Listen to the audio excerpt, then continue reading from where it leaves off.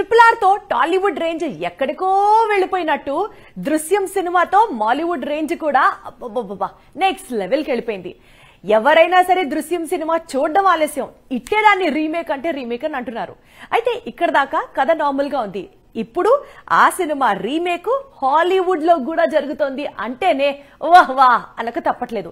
And probably this is the first Indian film where in which Hollywood లో remake అవుతుంది అని చెప్పుకోవచ్చు. మాలీవుడ్ కు మామూలుగా కలిసి రావడం లేదు. కేవలం కంటెంట్ ను మాత్రమే నమ్ముకుని సినిమాలు తీస్తోన్న మలయాళ సినిమా ఇండస్ట్రీ ఇప్పుడు అదే కంటెంట్ తో హాలీవుడ్ రేంజ్ కు వెళ్ళింది. 2013 అంటే 10 ఏళ్ల క్రితం మాలీవుడ్ లో చిన్న చిత్రంగా రిలీజ్ అయిన దృశ్యం ఇప్పుడు స్ట్రెయిట్ గా హాలీవుడ్ లోకి రీమేక్ అవుతోంది. ఇండియన్ సినిమాలో ఫస్ట్ టైం ఇలాంటి ఒక అద్భుతం జరుగుతోంది. 2013లో జీతూ జోసెఫ్ దర్శకత్వంలో మోహన్ లాల్ హీరోగా నటించిన దృశ్యం మొదట మలయాళంలో సంచలన విజయం సాధించింది.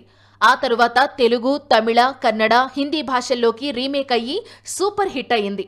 సింహలీస్ అలాగే చైనీస్ లోకి రీమేక్ అయ్యి మంచి విజయాన్ని అందుకుంది.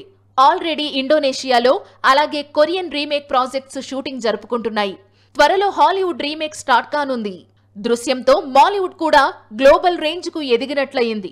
ఫ్యూచర్ లో దృశ్యం 2 మూవీస్ కూడా రీమేక్ అయ్యే అవకాశాలు ఉన్నాయి.